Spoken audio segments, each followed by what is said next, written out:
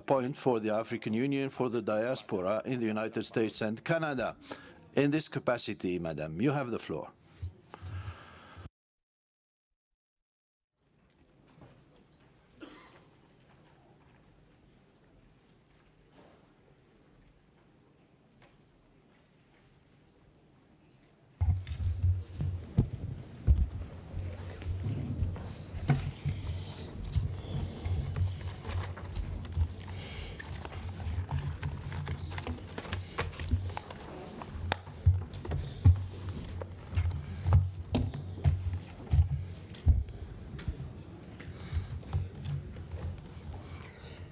Honorable President of the Pan-African Parliament,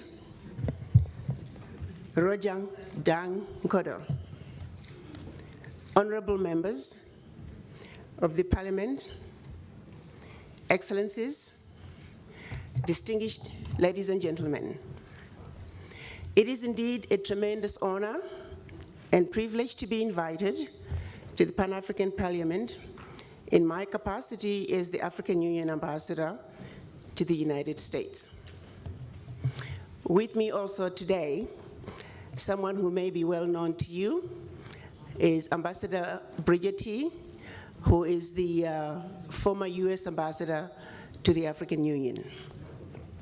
Ambassador Bridget, could you stand up, please?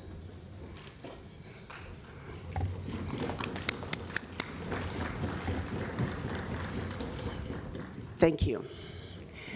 I think it was important that I bring him with me today because of the critical times that we are living in today, particularly in the United States. I am most grateful for the rare privilege granted to me to address the plenary of this assembly. I am bringing to you warm greetings from my colleagues, the African ambassadors in the United States, and their commitment to work with you to achieve the vision of our continent, the African Union, and that of building the Africa we want, which is united, prosperous, and a peaceful Africa. Allow me to seize this opportunity to pay a sincere tribute to Honorable Roger Dang. I first met him this January, along with 6 other colleagues, when they had visited the United States to address the issue of sanctions against Sudan. I must say, let me take the opportunity to congratulate him and his delegation for a successful mission to the United States. After they had met with members of Congress on the 4th of January, by January 13th, President Obama did indeed lift the sanctions, economic sanctions on Sudan.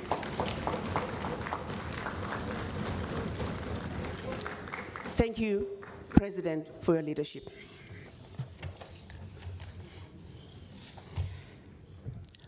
One of the things that were accomplished also during that visit was the beginning of a conversation to do with a possible collaboration between the Pan-African Parliament and the United States Congress. We have some very strong supporters within Congress. That is the Congressional Black Caucus. An MOU has been drafted by Pan-African Parliament, and we are now in the process of circulating it through the Congress with the hope that before the end of the year, we could have a relationship, a working relationship between the Pan-African Parliament and the United States Congress.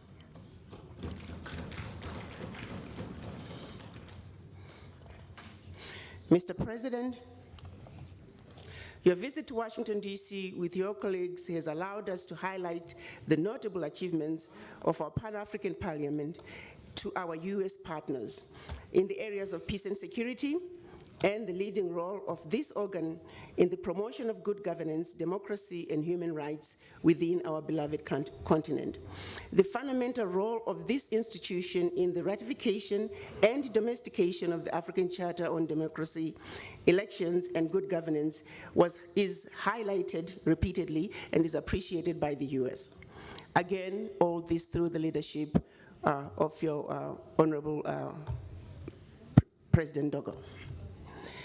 It is our firm conviction that a strong partnership between Pan-African Parliament and the United States Congress mutually benefits the political, security, economic, and cultural relations that link the continent with the US.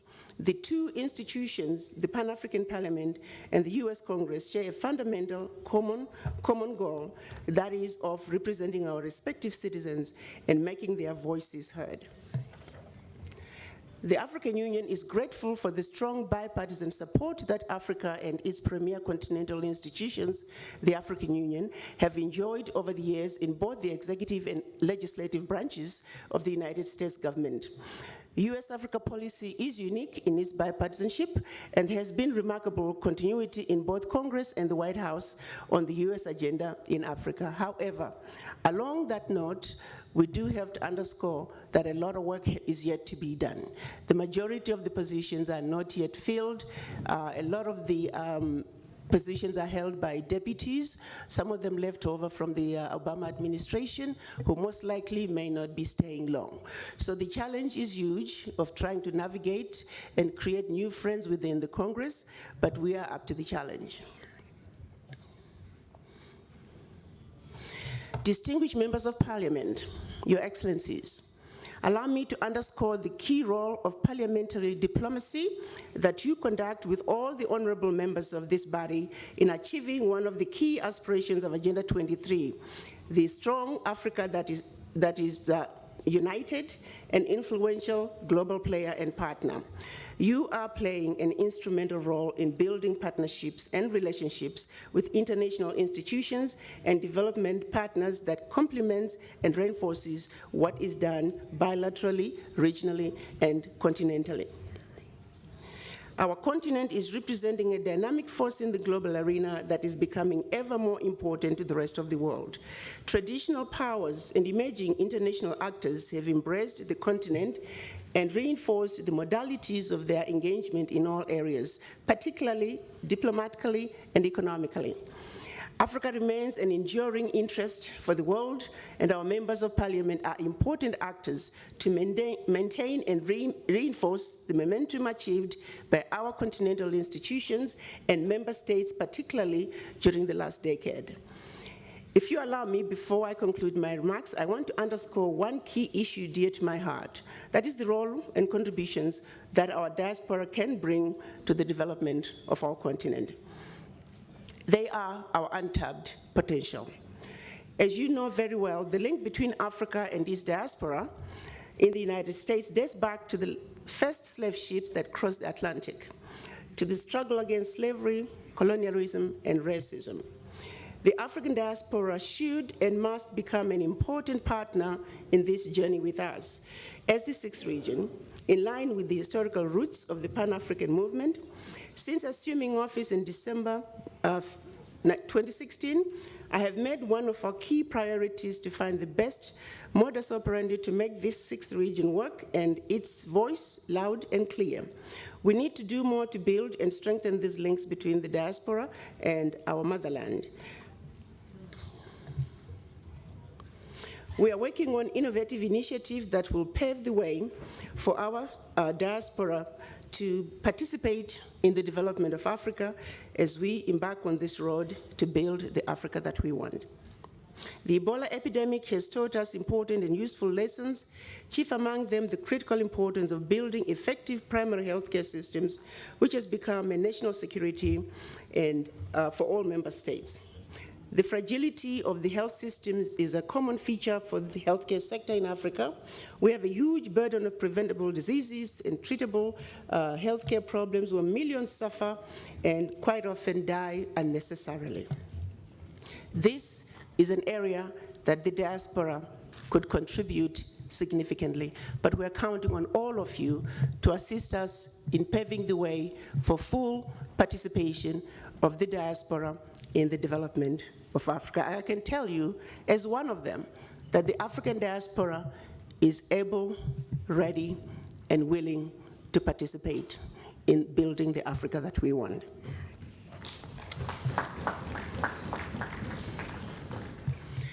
Let me end by reminding all of you that it takes a village to raise a child, that I am my sister's keeper, that out of many, we are one.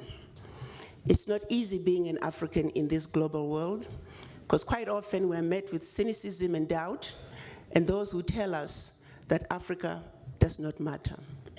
I would hope we will join hands and speak with one voice as children of one Mother Africa and respond with the timeless creed that sums up the spirit of a people. To echo President Obama's words, yes, we can.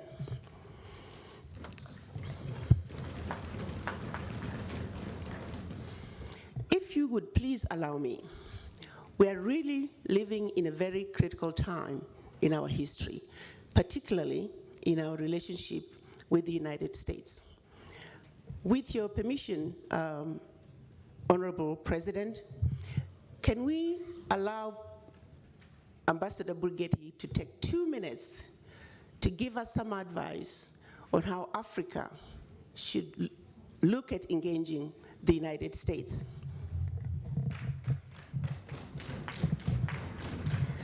Ambassador Brigetti, could you join me, please, sir?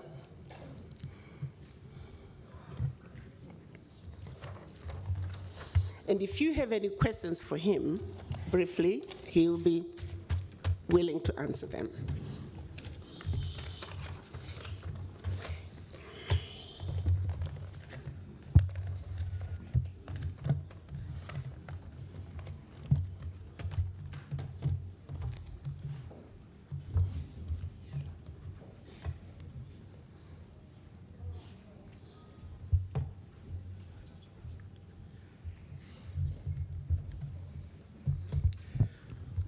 Honorable President, honorable members of Parliament, to my sister, Your Excellency, all protocols observed, ladies and gentlemen, good morning.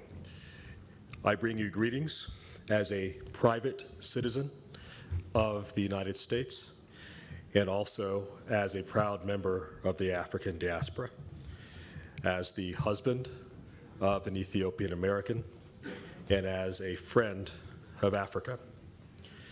As the ambassador has noted, these are extraordinary times for our world and also for the relationship between the United States and Africa. It is fitting to have this conversation here in South Africa. For those of us that remember the history of the relationship between the United States and South Africa during the very darkest days of apartheid, you will recall, as I do, that while the position of the government of the United States was not one that was in solidarity with the people of South Africa, the people of the United States were in strong solidarity with the people of South Africa. And as I have shared with Her Excellency, regardless of the particular approaches that the current government of the United States may make, I would strongly encourage all of you to remember that there are millions of us in the United States on a bipartisan basis that treasure our partnership with Africa, that are committed to the development of Africa, and that are looking forward to the continued partnership between our peoples. In conclusion, let me say that in my current position now as Dean of the Elliott School of International Affairs, which is the largest school of foreign affairs in the United States, I became Dean on October 1st, 2015. And in my first 2 hours as Dean, my first public speech, I committed the Elliott School to create a new Institute for African Studies in the heart of Washington, D.C., with the intent for it to be the most important place for the study of Africa, and also for the intent for it to be a convening place to continue this partnership. I offer our good offices as a school to Her Excellency and to all of you as representatives of your country to continue to make this partnership stronger together. Thank you very much. In conclusion, we have friends in the United States. What may be going on now is going on, that's part of nature, but the United States has a lot of partners, and they're all looking forward to joining hands with us to build the Africa that we want and pave the way for us to continue to build a successful relationship between Africa and the United States. Thank you again for having me. Merci, Madame. I thank you, Madame the Ambassador. We will, of course, look into and explore all these possibilities. Now I give the floor to Madame Anja Manjovi, Speaker of the National Assembly of Serbia. Madame, the Speaker is a politician. She had been Deputy Prime Minister, and Member of Parliament, and now she is the Speaker of the Parliament of Serbia. Madam, you have the floor. Thank you. Distinguished Mr. President, honorable members of Parliament, Excellencies, ladies and gentlemen, I am deeply honored to be invited to attend the opening ceremony of the 4th Ordinary Session of the Pan-African Parliament, and I would like to thank you for giving me the privilege to address you today. I fondly remember the successful visit Mr. Dang, President of Pan-African Parliament, recently paid to my country, and profound and friendly messages he conveyed in his speech to the members of the Serbian Parliament.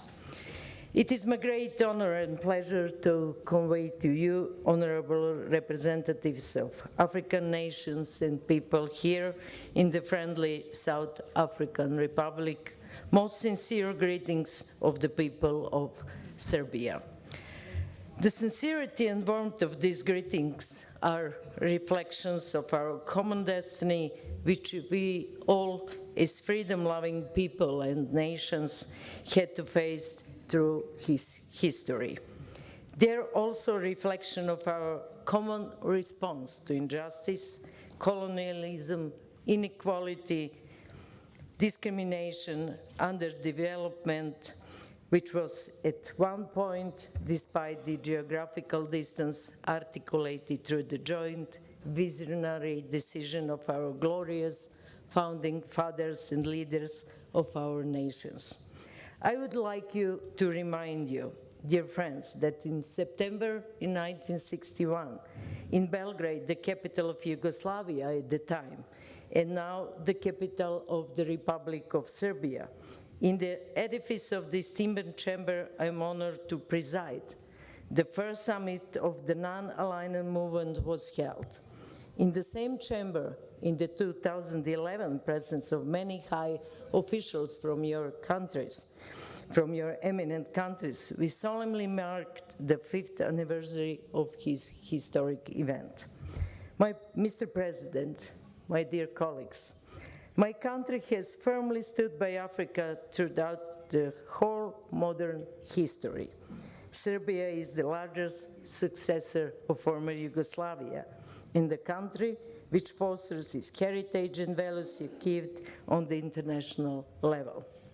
In this way, we have actively and consistently supported and assisted the African people in their just fight for national liberation and encourage countries of this glorious continent to take the place in the international arena they rightly deserved. Dear colleagues, challenges and problems we are facing in the modern world have somewhat changed. But our fundamental values and principles we based our cooperation on and the noble vision of our national leaders seem to be valid now more than ever. Peaceful resolution of conflicts, tolerance, equality, right to sustainable development, respect of international legal order, sovereignty, territorial integrity are principles which have to be fundamental for the world of future we all aspire to, if we want to have future at all. As a state whose goal is full membership in the EU and has the observer states in the African Union, the Republic of Serbia fully supports the vision and the goals of your organization, which are founded in the UN Charter. As a country which unfortunately suffered the effects of political force and breach of international law during the illegal military aggression of NATO in 1999 and the attempt of unilateral secession of its southern province of Kosovo and Metohija, we are determined more than ever to commit to promote consistently observance of the fundamental principles of international relations. On this occasion, I would particularly like to thank the majority of the countries of the African Union, which perceived the problem of unilateral declaration of independence of Kosovo as unacceptable and extremely dangerous precedent which could have immense consequences on global stability. I urge you, dear colleagues, to remain in your position and contribute to preservation of peace and stability in the Southeast Europe. In this way, you will support the efforts of the government of Serbia aimed at peaceful solution to the issue through direct dialogue with the representatives of our Albanian minority. I would particularly like to ask all of you present here today to prevent any attempts made by the self-declared state of Kosovo at becoming a member of any organization such as UNESCO. I would be a potential membership which would pave the way for destruction of valuable cultural heritage that belongs not only to the Serbian but the people and the whole world. Esteemed colleagues, my country maintains a long tradition of providing assistance to African states in their effort to strengthen economic and other capacities by offering scientific and technical assistance and support to infrastructural projects and by developing cooperation in the field of education. In this very moment, several hundreds of African students are studying at the university in Belgrade owing to the scholarships provided by the government of Serbia within the project The World in Serbia. Along with that, we are pursuing our commitment to peace and stability on the continent by taking part in peacekeeping missions under the UN mandates. Dear colleagues, the Republic of Serbia is strongly committed to continue further promotion of our comprehensive friendly relations and cooperation with the African Union and its member states. The guidelines for further promotion of economic cooperation between Serbia and the African Union have been to a large extent defined the Memorandum of Understanding, which was signed between the government of the Republic of Serbia and the Commission of the African Union in 2015. To the same extent, I expect that the Memorandum of Interparliamentary Cooperation, which will be signed today between the Serbian Parliament and the Pan-African Parliament, will make cooperation between our two institutions more intensive for the good of the people we represent. And here and now, I would like to express my personal commitment and resolve that I will, within my mandate, contribute to the realization of concrete goals and the level of interparliamentary cooperation which we have outlined together. Long live the friendship between the people of Africa and Serbia, and I wish you all every success in your future work. Thank you for your attention. Thank you, Madam Speaker.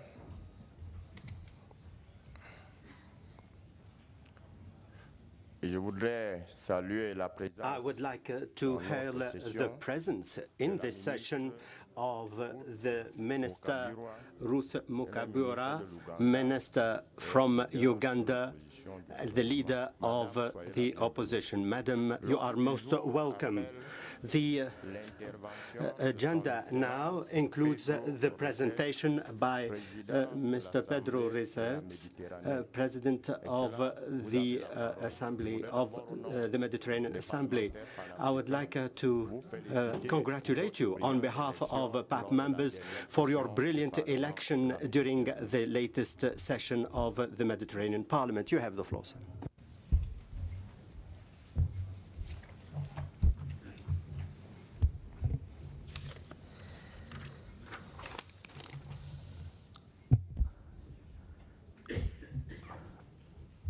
Honorable President, Excellencies, dear colleagues, illustrious guests, ladies and gentlemen, I will address to you in Portuguese because I believe it is one of the official languages of this Parliament, and also because it is the most spoken language on Southern Hemisphere.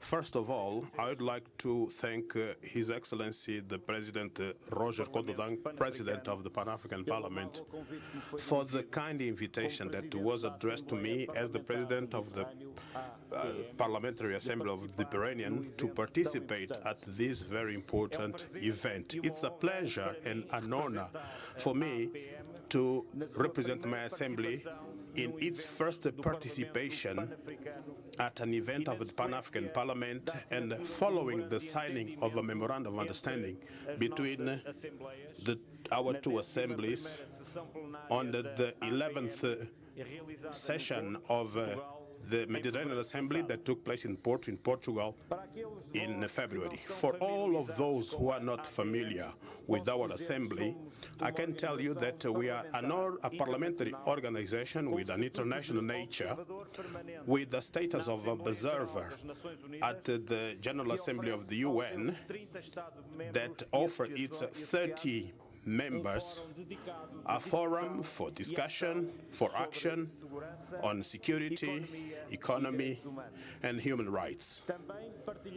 We also share with a lot of members our participation in this Pan-African Parliament. Our geopolitical parliament area goes from Portugal to Mauritania, and it covers all the Mediterranean axis, including Palestine is also a member of this assembly. With our activities, we offer our members some concrete instruments for parliamentary diplomacy to face the challenges that exist today. International collaboration is crucial to achieve peace, stability, and economic growth. Allow me to tell you that we very much value our partnership with the Pan-African Parliament, and we want it to become a true collaboration. All members of Mediterranean Assembly in North and South consider the African continent as a whole and as a strategic area for cooperation with the Mediterranean area because of its geographical proximity, because of cultural and economic links. Our region shares common problems because of its international characters should be addressed at an international level as well. I'm talking about issues like security, fight against terrorism, countries in transition, violent terrorism, refugees, migrations, and climate changes. And the list is long if we consider unemployment, creation of jobs, corruption, and human rights. The challenges that you face are almost the same that we face, and such challenges are interlinked.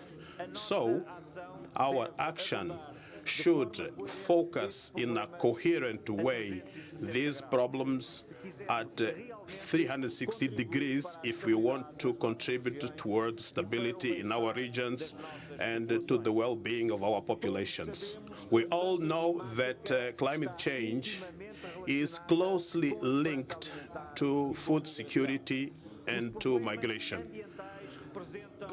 Environment problems is one of the main causes of mass migrations in Africa and from Africa. And there is an evidence, if we look at Lake Chad, that is losing its levels of water, and we have a lot of people coming out of this area because of the constant violence by Boko Haram. These elements are concrete scourges for populations who have no choice other than migrating, especially towards Mediterranean area, and they are used by terrorist groups that take advantage of their despair. The exodus from Sahel is permanent towards Mediterranean region. In other words, people who migrate from Sahel have no hope of coming back to their areas of origins. This is an example of what is happening in our central regions with refugees coming from Syria who are taking refuge from this conflict. They are escaping a terrible war, and they think that one day they will be able to go back to their areas. But in Sahel, there is no return for migrants. We have to learn with you so that we find solutions and we avoid the tragedy of forced migration. Our concerns that we share with you are terrorism and organized crime. On these issues, we would like to share with you what we have been doing with the members of the Pan-African parliaments. We are very active on this issue, and on a regular basis, we cooperate with the Anti-Terrorism Committee of the UN, which is our partner, to organize a number of specific meetings. The last meeting took place in March and focused on assessing the role of national parliaments to implement the resolutions from the UN on terrorism and to fight foreign terrorism. It was aimed at giving members of parliaments instruments that should be effective to fight forms of terrorism and associated organized crime. But our cooperation with the UN is not limited to this. Our Assembly is actively monitoring negotiations on climate change, on the framework convention regarding climate change. So our Assembly will organize a regional meeting with the parliamentarians in Ouarzazate in Morocco in October this year. I'm sure that the participation of the Pan-African Parliament will contribute to added value for this event. And Mr. President, I believe that we can consider the presentation of a common position to the conference in Bonn in November. Our Assembly is also very active to support economic growth through legislative initiatives. In this regard, our Assembly has decided to strengthen its ties with international institutions to bring its experience and bring benefits to access by small and medium enterprises as the drivers of economies in the Mediterranean area. Investments will be the focus of a new parliamentary conference that will be jointly organized with the World Trade Organization for Reconstruction and Development and the World Bank. We will facilitate trade and support investments, which means to stimulate economic growth in general. This event will take place in Casablanca in Morocco on the 5th and 6th July, and we hope that your parliament will be able to actively participate in the debates. In the same way, if you so wish, we are ready to help you in your meetings and learn with your experiences. Finally, at the last General Assembly of the UN, a high official of the UN suggested that the current African population, which estimated at 1.6 billion people, will increase, and at this rate it will be difficult to ensure its food security and development. And this in spite of the unique natural resources that this continent has. If this is confirmed, it will require our reflection on how to work jointly. Taking this in consideration, our Assembly hopes that we will continue strengthening our cooperation, possibly with common initiatives on very urgent issues. We should join forces, which is fundamental, to actively fight desertification and ensure sustainable development. I will conclude expressing once more my sincere gratitude for having been invited my assembly to this very important event and to be welcomed at this prestigious event. It was a pleasure to be here, and I wish everybody a very fruitful meeting. Thank you very much. Obrigado. Chers collègues, Dear colleagues, on your behalf and on my own behalf, I wish to extend my warmest congratulations to His Excellency Mashal Fatma Sulami, the new elected president of the Arab Parliament, and I would like to invite him to give his speech of solidarity. You have the floor, sir.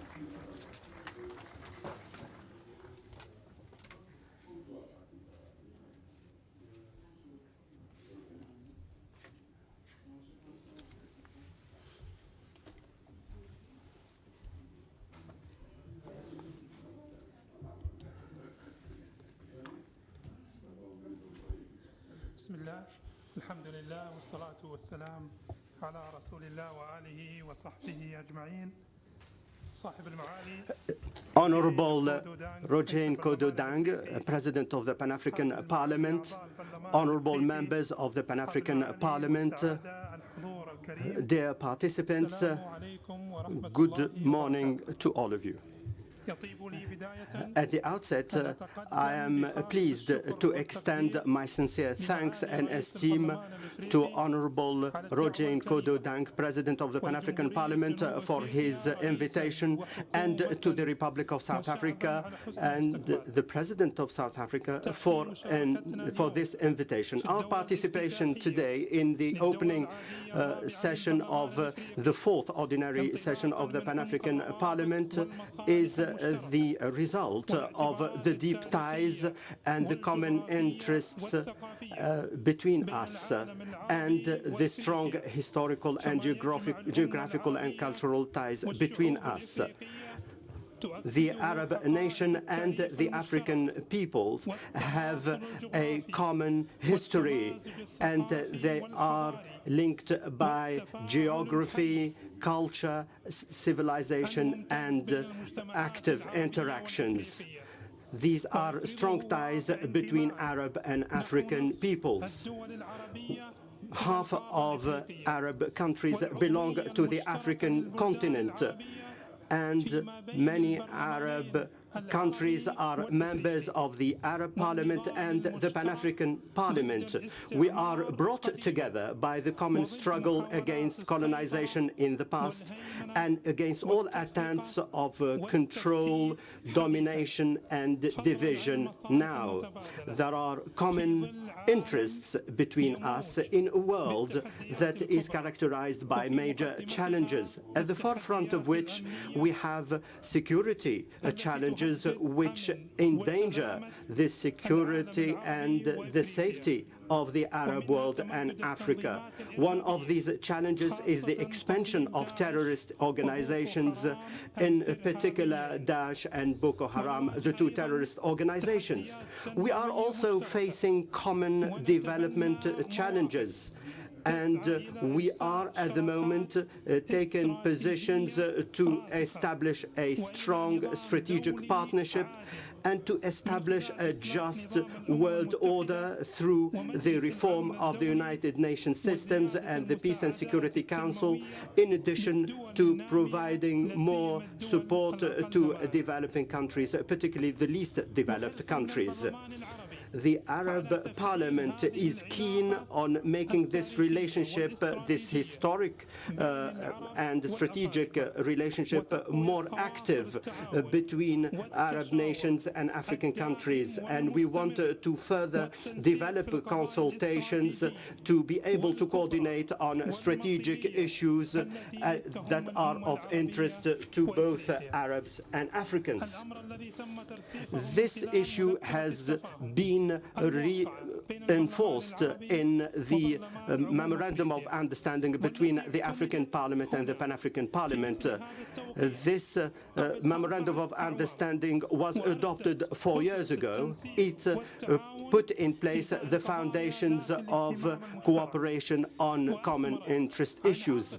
This led to a joint meeting by the end of last year in the city of Sharm el-Sheikh in the Arab Republic of Egypt. This meeting produced a common declaration under the title of the African-Arab Strategic Partnership, the role of parliamentarians. This document emphasized the role of Arab and African parliamentarians in promoting cooperation in all sectors. This tendency was further reinforced by the decisions made by the Arab League of States. And the aim is to promote cooperation between Africa and Arab countries. We are looking forward to the upcoming 5th African and Arab Summit that will take place in the Kingdom of Saudi Arabia.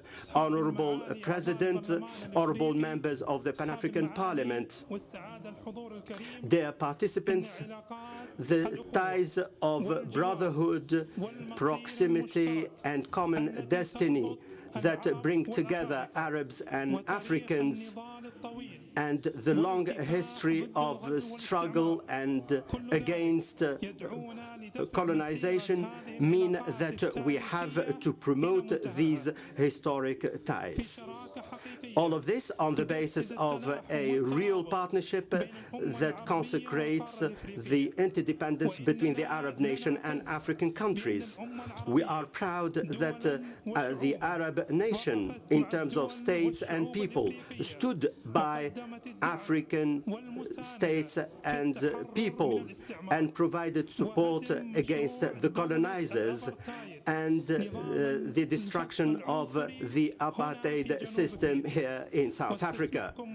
Allow me, Mr. President, to call on the members of the Pan-African Parliament to express their hail to the late leader, Nelson Mandela, one of the symbols of liberation on the world. He led the people of South Africa to the end of apartheid.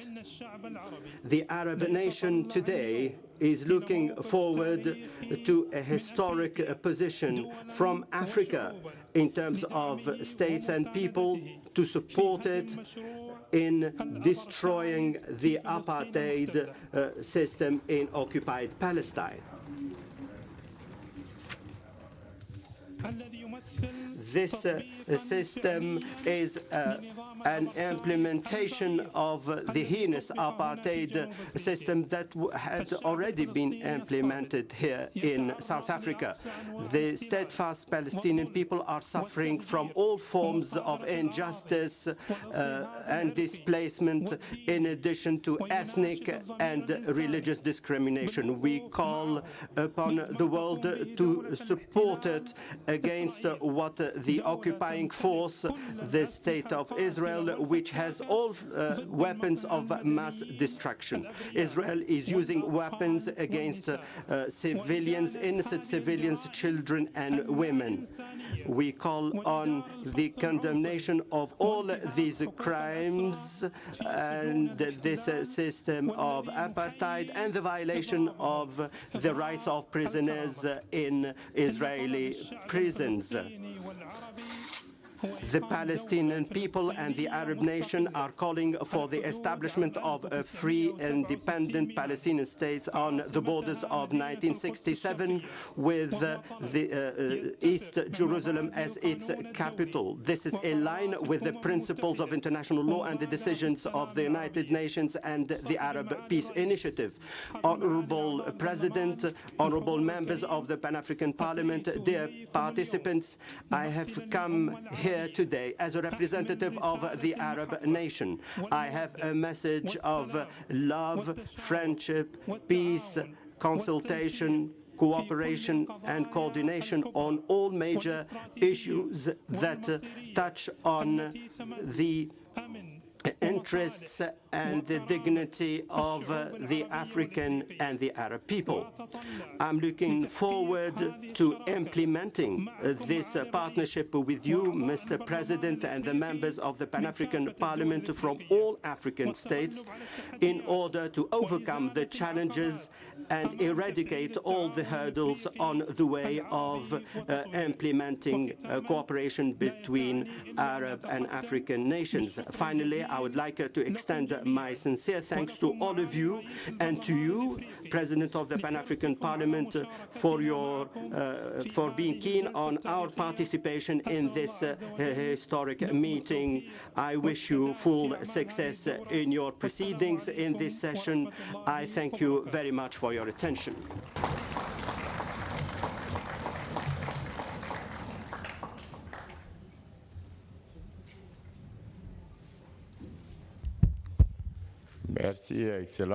Thank you, Excellency. Dear colleagues, I would like to convey to you the apologies of the Honourable Speaker of the National Assembly of the Republic of South Africa, who for very late commitments had to leave this House. He conveyed to you his welcome in the Republic of South Africa.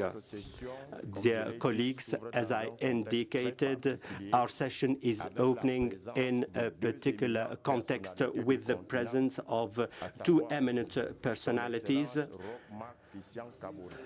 with His Excellency Marc Christian Kabore, President of Burkina Faso, and our guest of honor, also His Excellency Professor Arthur Mutharika, President of the Republic of Malawi. He's also our guest of honor. Now I would like to adjourn our meeting to revamp your energy and to come back here to pay a tribute and to give a warm welcome to our hosts. The session stands adjourned. It shall resume at 11 hours. Thank you. Sont attendus à l'accueil les membres du bureau, le représentant de la ministre de la Coopération et les invités spéciaux.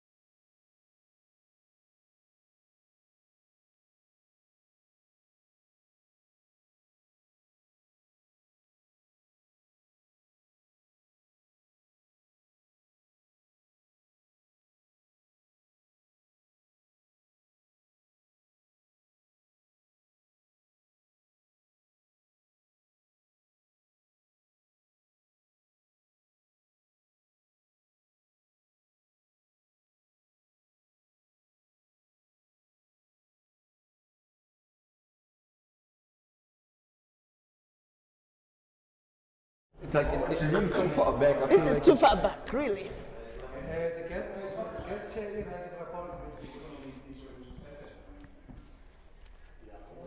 So, are we ready? Yes, madam.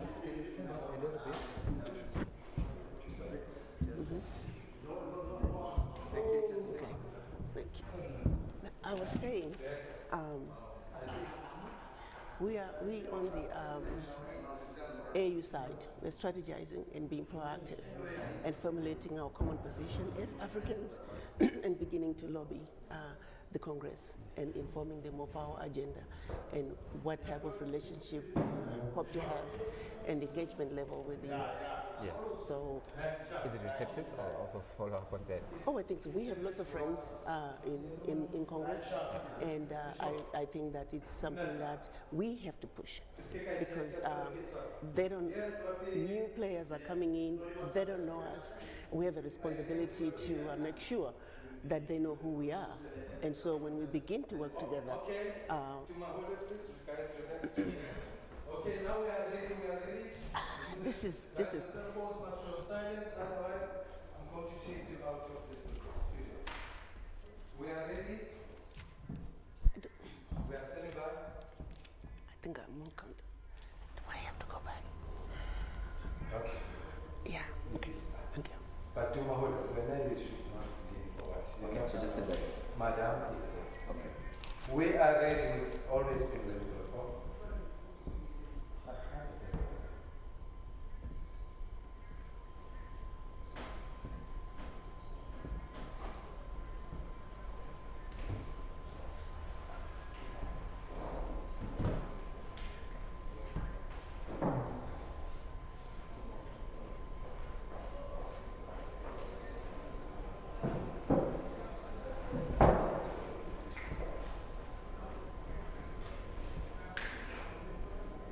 Well, conversations continue here at the Pan-African Parliament, specifically on Africa's role in terms of developmental agenda and in terms of the vision of the Pan-African Parliament's positioning and how it can be an effective player if... Okay, let's stop, sorry. Guys, the up and down. I need to close this. or you can look at me, we're just going to have a conversation. I'll introduce you to them. Women in terms of leadership in Africa. Yes, brilliant.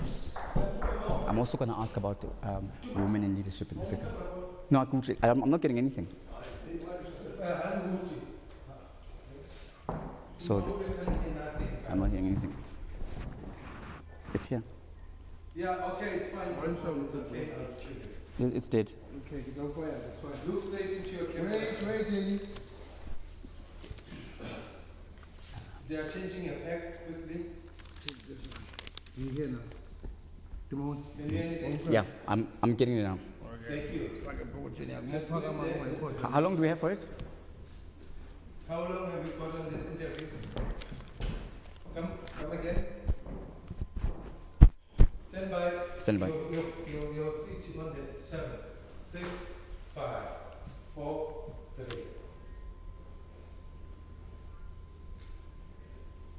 Well, the conversations continue here at the Pan-African Parliament, specifically on Africa's role in terms of positioning and in terms of how the Pan-African Parliament itself can play a leading position or take a leading role in terms of fast-tracking development if it gets to get the all-important legislative making powers. I'm now joined by Dr.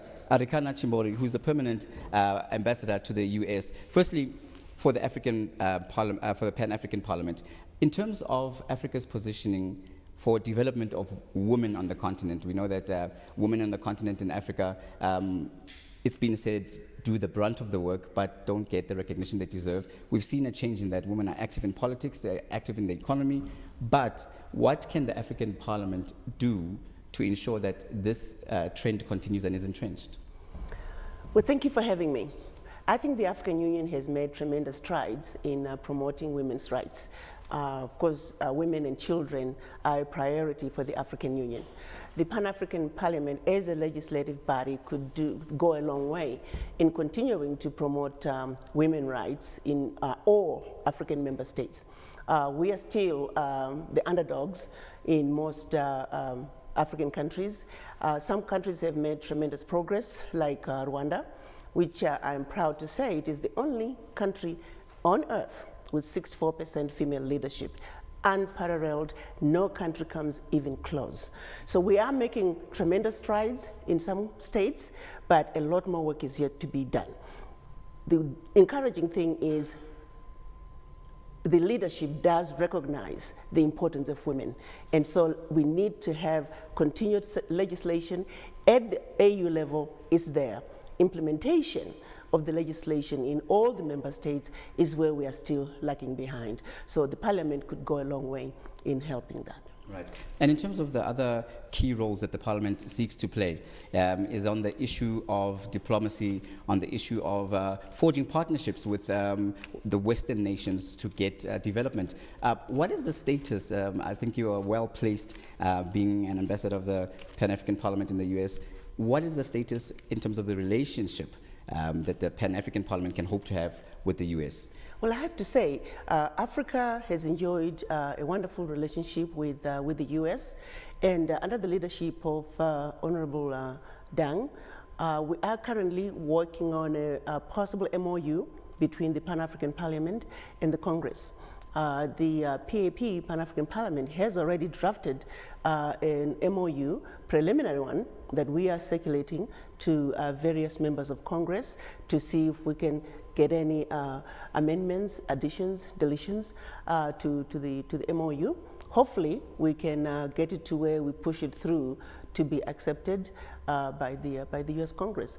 I think that a memorandum of understanding, much similar to what PAP has with the European Parliament, would be a good working platform for us to begin to engage each other on issues of commonality with a platform of friendship, a platform that we get to understand and know each other, so issues are not discussed, debated from a point of ignorance. Right. Sorry, if I can just interrupt there. I mean, towards the end of the Obama administration, we saw that the US taking moves that seem to suggest that it's pulling away from Africa, cutting down of aid. Do you think that under Trump's administration, President Donald Trump, we are likely to see this change, looking at his stance in terms of foreign policy, very aggressive, not particularly seen as friendly? I still think this is a moving target. I don't know if you're aware of the commentary from Secretary Tillerson last Thursday, where he confirmed his support for continued aid to Africa. However, also we as Africans need to realize that this is a new day. We are the richest continent on earth, still with 80% of our natural resources untapped. No other continent comes even close. So we need to utilize our natural resources, but also more importantly, regional integration as well as continental integration would see us a long way in being able to sustain ourselves. So I think it's time we begin to seriously look at that and work together as Africans. And of course, to echo Kwame Nkrumah's famous words, back in 1963, Africa for the Africans first and African Union now. I think if we recognize that dream, which was as relevant then as it is now, Africa for the Africans first, regional and continental integration, that is the only way Africa can be completely self-sufficient. As individual member states, we cannot sustain ourselves. One other issue that's really taken center stage in Africa is the impact of terror attacks, terrorism. We know 9/11 put the whole issue of terror attacks on the global stage. Now we're seeing Africa being basically the place where terror organizations are staging some of their attacks. East Africa, Mogadishu, Somalia is a big problem, but terror is moving into the continent. What is Africa's position in terms of engaging the US, which has been championing the war on terror? That's a very important issue, and it is actually pivotal to the African Union. Peace and Security Commissioner stays busy in African Union's efforts to try and bring peace to the continent. It is a very important and critical issue that must be addressed because it underscores any development that may take place in Africa. We at the African Union do not wish to have Africa as a mecca for terrorists. We have the G5 countries, we have the Horn of Africa. Those are the two areas that we are having issues. I need to make it clear so the world does not misunderstand. There are areas where we are having issues with terrorism and conflict, but there's few. We cannot brand the whole continent, which is the general consensus, that there is war and terrorists running free in all of Africa. That is indeed not the case. The G5 countries, the Horn of Africa, yes, those are hot-button issues. We are having problems, which is why actually the engagement that we are seeking with the US Congress is to try and see if we can join forces in our efforts to fight terrorism in Africa. We, as Africans, we're not as experienced in fighting terrorism from the global stage. While we understand our people, our local norms, we also realize that we're not in isolation. This is a global world. And so, hence, reaching out to the US Congress, and hopefully we would have a platform specifically on working and dealing with issues of migration and counterterrorism. And finally, if I can just interrupt you there, just looking at the time, women in Africa, this is one of the issues that will be discussed here. What can be done by the Pan-African Parliament, or what is being done to ensure that women get recognition? We've seen, of course, that women have taken leadership positions in Africa in various platforms, politically, economically, but what more needs to be done, or what can be done by the PAP to entrench this? We need to continue to be at the table. Currently, we are at the table in very few states. Until women are at the table equally with the men, instead of being crumbs under the table, we will continue to be sidelined. So we need more female leaders. We need to continue to have legislation that requires 50-50, if not higher, female participation. That is the only way we can begin to turn the corner. Dr. Chiyombori, thank you very much for speaking to us at SABC News. Thank you very much. There was Dr. Chiyombori, who is Pan-African Parliament's and the African Union ambassador to the US, just outlining basically what is the main issues in terms of Africa's agenda, in terms of Africa's engagement with the US, and also in terms of what the US's positions to Africa in the global space are all about.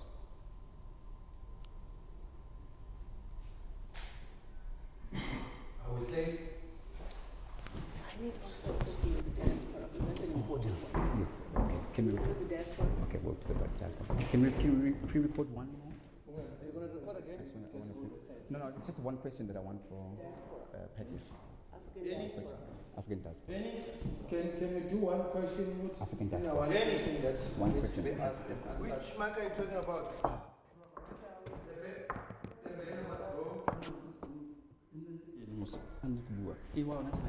Oh. Yeah.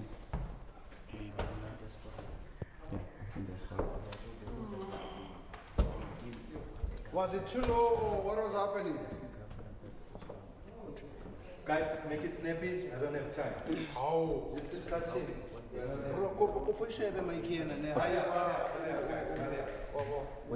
Yes, okay. Can you take him up? Okay. Guys, you are not timing yet. Okay. Yeah. Thank you. Standing by 9. Standing by. 7, 6, total silence. 5, 4, 3, 2.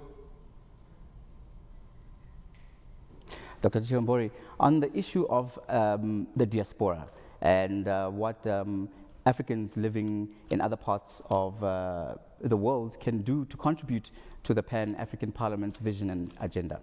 Well, this is a very important question. As you know, migration has left Africa's brain completely drained out. In some countries, medical doctors they have up to 40 to 50% of the doctors of a state are completely outside the country. So that is not a sustainable situation. Africa currently needs about 1.5 million doctors in order to meet its need. So we are in a very critical situation when it comes to healthcare. Some of the healthcare systems in some African countries have completely collapsed. So this is a situation that cannot be sustained unless we reach out to our diaspora. So definitely the African diaspora, the African Union realizes that for Africa to move forward and have sustainable development, it's going to need its diaspora. And keep in mind, African diaspora definition by the AU is all people of African descent living outside Africa. And for us in the Americas, the African Union mission to the Americas, we are aggressively reaching out to our African diaspora and calling on all of them to come home, participate in the development of Africa, assist us in building the Africa we want, we love, and we need. I have to say, with all my engagement with the African diaspora, and myself being a diaspora myself, I know the African diaspora are ready, willing, and able to participate in the development of Africa, and the African Union recognize their importance. So therefore, we have a responsibility to pave the way so the African diaspora can do what they do. If I can just piggyback on that question, the issue of migration. We know that Africans are on the move generally, people following greener pastures economically within the continent, but now there's also the issue of people trying to get to Europe to escape the terrorism and the insurgencies that are plaguing the north of the continent. What is to be done, and what can the Pan-African Parliament and indeed the African Union do to try and curb this trend? This is actually a priority problem for the African Union and of course the Pan-African Parliament. Again, it all boils down to maintaining peace and security in the continent. Hence, the emphasis by the African Union to deal with the issues coming from the G5 countries and the countries in the Horn of Africa. Those issues must be addressed in order for us to successfully address the issues of migration and hence counterterrorism and begin to build the Africa that is free of terrorism and the Africa that we want. Thank you very much, Stephen. I'm happy. Are we clear? Sure. Thank you. Thank you. I'll get used to it. Thank you very much. Thank you. That's really, really Thank you. Yes. Thank you. Thank you for having me. Honorable Member. Having making time to speak to us. So you can go to .com. Yes, of course. I'll make sure. Yes, if I can. Okay, they're listening to us. When I'm carrying what's on They can my hear you. in a way, the mic. I can actually get I can Hey, what's happening with that mic? and inside no I can say Okay, clip them over the clip and do what they clip and clip it.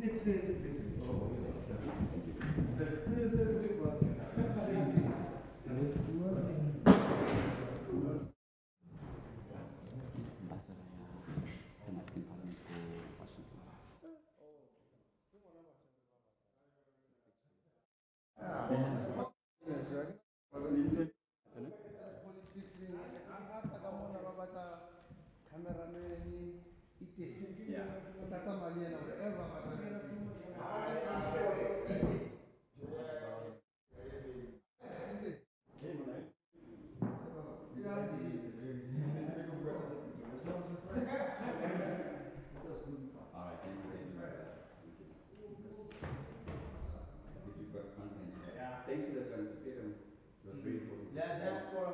Yeah, it was very, very important. That's for us. So are we gonna wait for the session now?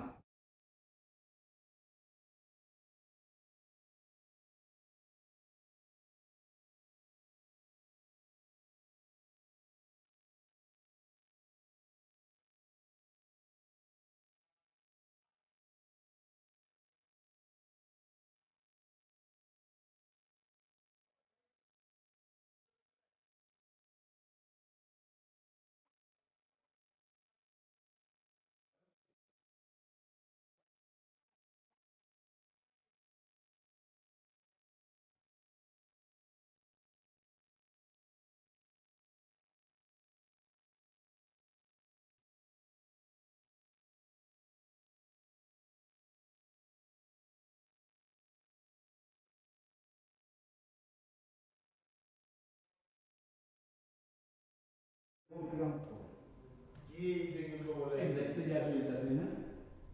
watch this.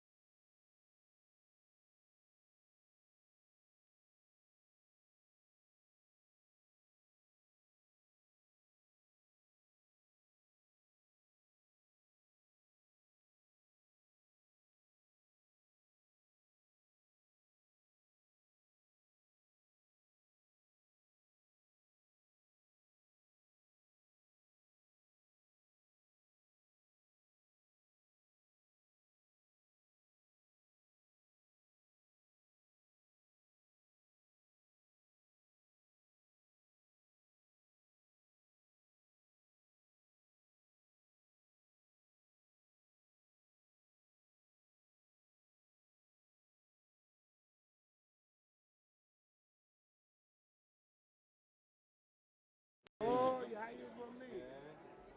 You're hiding from me. You're hiding from me. And I'm the MP from Pogo. I'm the MP from Pogo. I told you last night. Last night I said I'm from Pogo. Didn't I tell you? So we're going to settle tonight? We're going to settle tonight?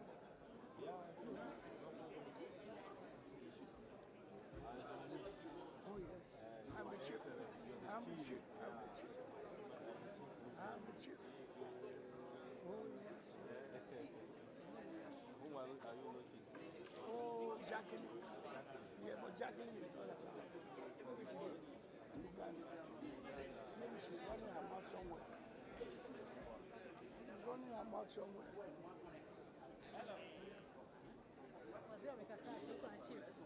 Oh yes. I'm the MP from Pogo.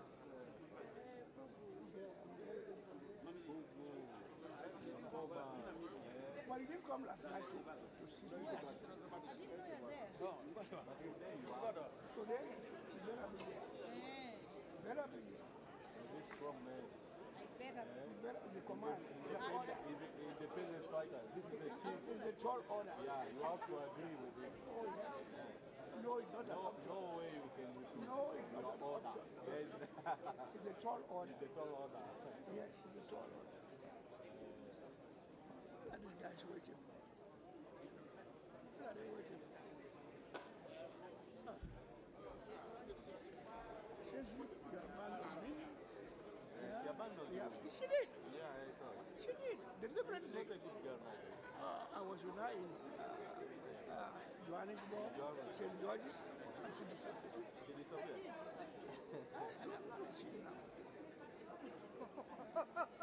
More or less in you now. Yeah, more or less in you now. Yeah, my friend. More or less in you now. Okay. I'll see you then. Okay.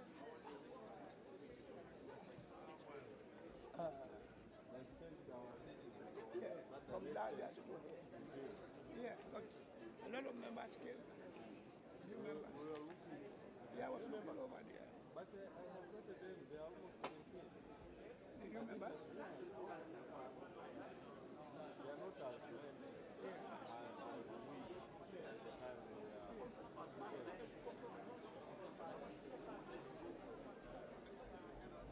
Where is those places? Where are those places? Maybe we have to call some. They're making up place. This was supposed to be at the radio, but up to now.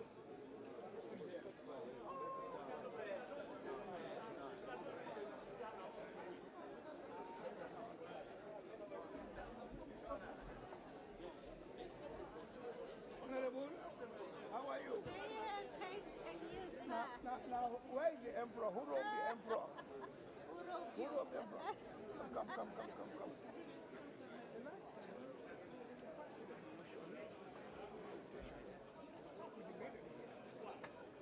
What's the story of this? I understand the emperor wants to go. Yeah. We're not going to let him. No, Yes. Yes. Because the rules they should put it in there because the party should be like that.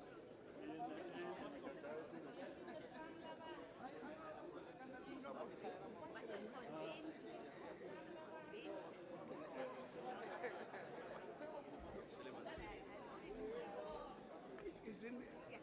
Because the party is remember? Yes. You know? So it's in there now? Yeah. It's law now? Not yet. Before the So when I'm going to debate it?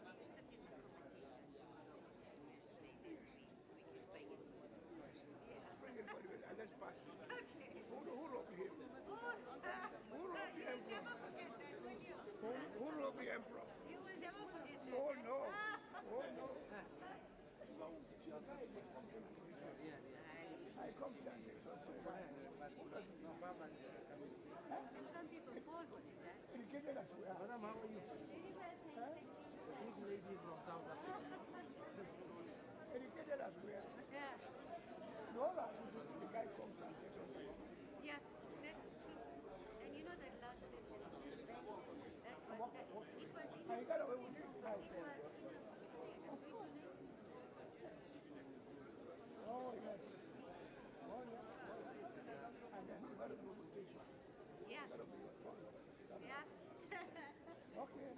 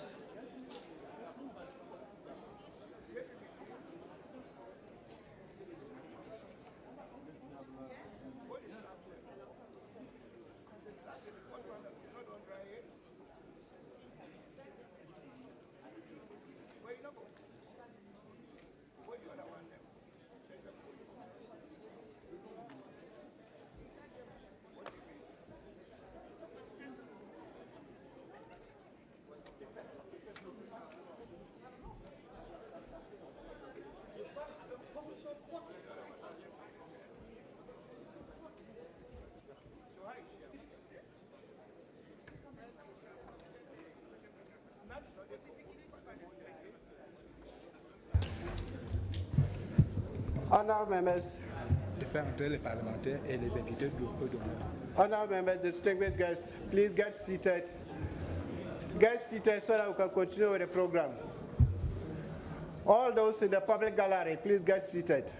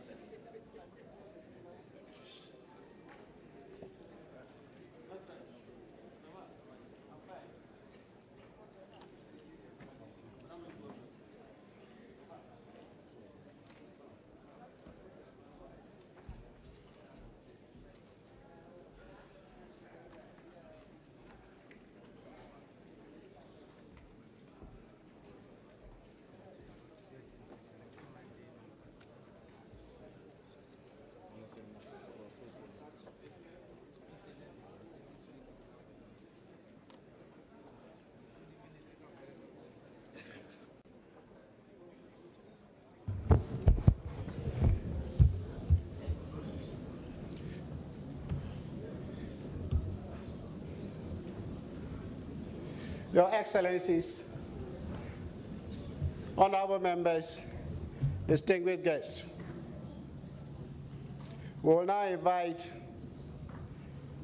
our two guests of honor, the Presidents of the Republic of Burkina Faso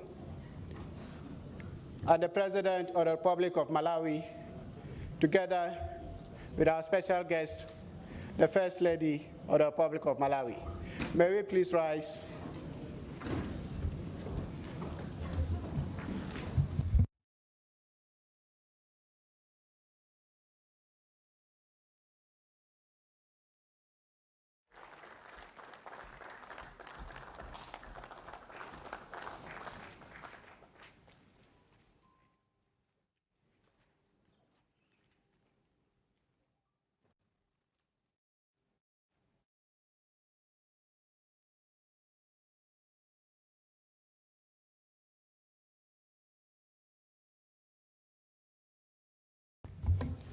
We'll now have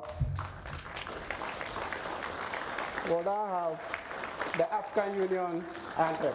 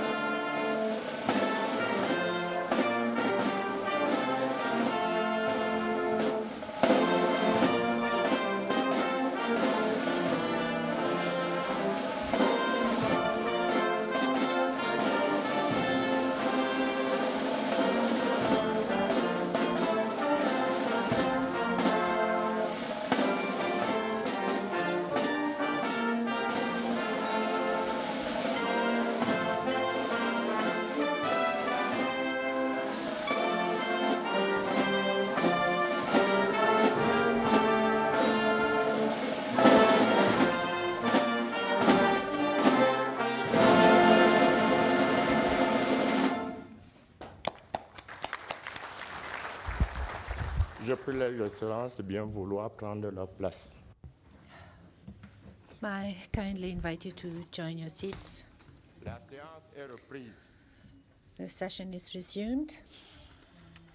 Chers collègues, Dear colleagues, je voudrais, comme dans les Saintes Écritures, il est écrit, I'd like Jean-Baptiste disait, to quote John celui qui vient Baptiste, derrière moi est plus fort que moi. who said that Vous conviendrez he avec moi who que comes after me is stronger than me. He would understand my emotion to receive here the distinguished, the august children of Africa, of our continent, who have proven their value in all the fields of life, including at the head of their states. Your Excellency, President of Burkina Faso, Christian Kabore, Your Excellency, Professor Arthur Mutharika, President of the Republic of Malawi,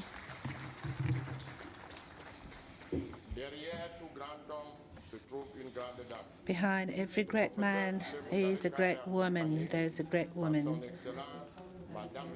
His Excellency Mutharika is accompanied by Her Excellency Madame Gertrude Mutharika, the First Lady of Malawi.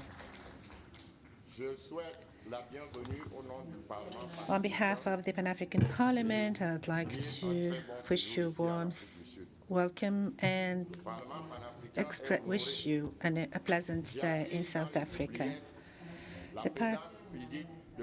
The present visit of our two heads of states, members of the African Union, will heighten the importance of our parliament. I will not go into the details of the subject and topics that will be discussed later by other eminent personalities, but let me just say that the presence of these two children of Africa, these two Pan-Africanist children of Africa, we expect of them an impulse, a new impulse, and a new support in solving the problems that we are experiencing. This being said, I would like to invite the personal representative of the South African government, the Vice Minister of Cooperation and International Relations, to deliver his welcoming remarks. You have the floor, sir.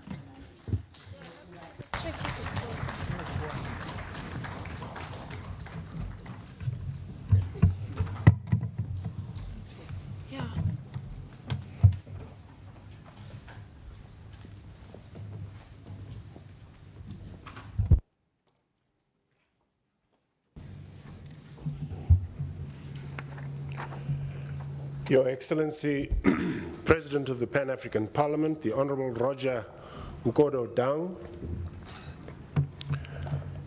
Your Excellency, Roch Marc Christian Kabore, the Honorable President of the Republic of Burkina Faso, His Excellency, Professor Arthur Mutharika, President of the Republic of Malawi, Speakers of the Nationalist Parliaments, Honorable Ministers and Deputy Ministers, Your Excellencies, Ambassadors and High Commissioners, Members of the Diplomatic Corps, Honorable Members of the Pan-African Parliament, distinguished guests, ladies and gentlemen. I am humbled to be afforded this opportunity to welcome you to our country. Permit me to extend our warmest greetings to all of you on behalf of the South African government and the people of the Republic of South Africa. Allow me to also congratulate the new chairperson of the African Union Commission, His Excellency Moussa Faki Mahamat, following his election at the summit in January 2017. His leadership will enable us to build on the recorded successes and continue to pursue our shared vision and trajectory as encapsulated in the African Union's Agenda 2063. I would also like to take this opportunity to congratulate the new members of the Pan-African Parliament who were sworn in today and wish them well as they begin their tenure. Their fresh ideas and skills will complement the experience and institutional memory of the honorable members who have been in the service of our people for a while. Honorable President, allow me also to extend my congratulations to you for the leadership you have demonstrated as President of the Pan-African Parliament. Mr. President, distinguished guests, we remain committed to the strengthening of our continental bodies and mechanisms, and therefore wish to assure you of our continued support to the Pan-African Parliament. Our leadership and government remain available for engagements with yourselves on issues you may wish to raise with us at all times. It is our collective responsibility to ensure that your stay in South Africa is beneficial to the continent's citizens, and as such, we will continue to create an enabling and conducive environment for this purpose. As you are aware, Africa's developmental agenda can only be achieved within a peaceful, stable, and favorable condition. It is therefore heartening that you have decided to utilize the occasion of this fourth ordinary session to debate issues of peace and security in Africa.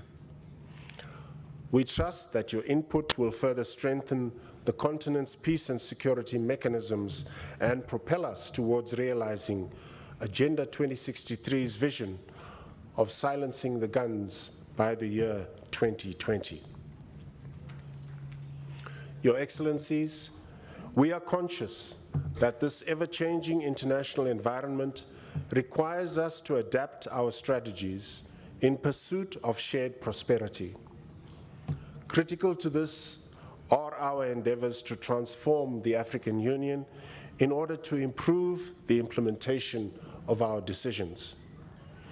We therefore support the ongoing work being undertaken by His Excellency President Kagame and his team to find the best methods to transform the African Union to meet our current challenges. It is pleasing that during this session, you will debate and reflect on this important transformative process.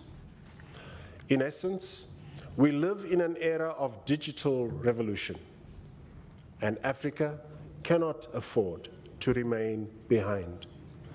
This fourth industrial revolution shall be properly managed to ensure that we address persistent inequalities and poverty. Our African youth are better placed to benefit from this revolution. In this regard, the role of youth in Africa's development must and will receive a special focus during the upcoming AU 2017 Mid-Year Summit, which will be held under the theme, Harnessing the Demographic Dividend Through Investment in Youth. Our Honorable President, ladies and gentlemen, our youth and society at large shall actively participate in our efforts to build a peaceful and prosperous continent. The Pan-African Parliament, therefore, is an important organ that enables us to ensure active citizenry and promote participatory democracy. Active citizenry will not only assist us to realize our Agenda 2063 vision and trajectory, but will go a long way in enabling us to achieve the United Nations Sustainable Development Goals. I am aware that a report of the brainstorming session on the Sustainable Development Goals, role of parliaments, will be presented in this session. I therefore must commend you for the sterling work in this review and believe that you will continue to robustly engage the substance of this report. Mr. President, distinguished guests, ladies and gentlemen, let me conclude by congratulating you on successfully participating in the AU election observer missions, as well as the fact-finding missions in the past year and in early 2017. I cannot overemphasize the importance of the Pan-African Parliament's oversight role in pursuit of peace and security, the promotion of democracy and good governance, as well as promoting economic growth on our continent. And therefore, I wish you a successful fourth session and fruitful deliberations. Merci beaucoup.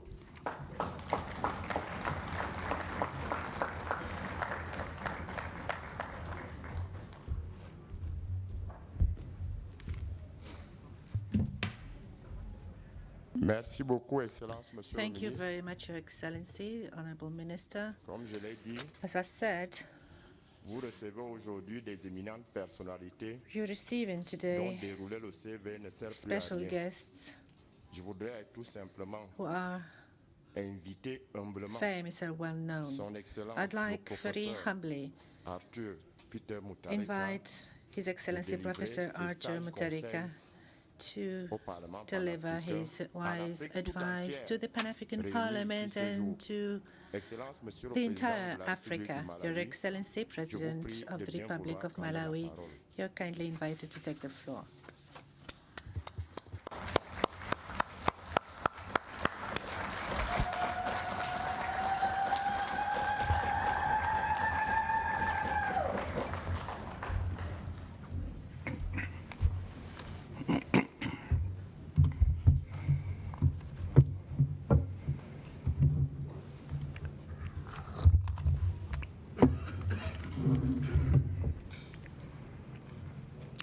Your Excellency, Rockmark, Christian Kabore, President of the Republic of Burkina Faso, Your Excellency, Dr. Gertrude Mutharika, First Lady of the Republic of Malawi, Your Excellency, Dr. Roger Nkondo Dang, President of the Pan-African Parliament, distinguished honorable members of the Pan-African Parliament, His Excellency Dr. Ikana Chikombiro, Ambassador and Permanent Representative of the African Union to the United States, Ms. Maja Kotkovi, President of the National Assembly of Serbia, His Excellency Pedro Roges, President of the Parliamentary Assembly of the Mediterranean, honorable members of the Pan-African Parliament, ladies and gentlemen,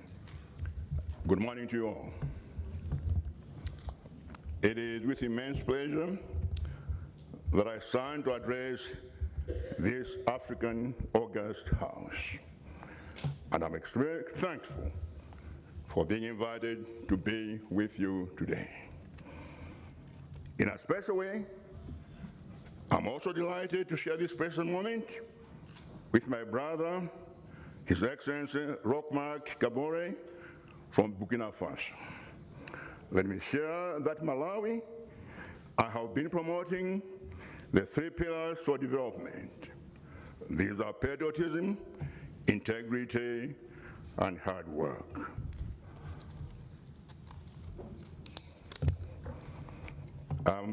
Every time I think about integrity and honesty, I always remembered that Burkina Faso literally means land of honest people.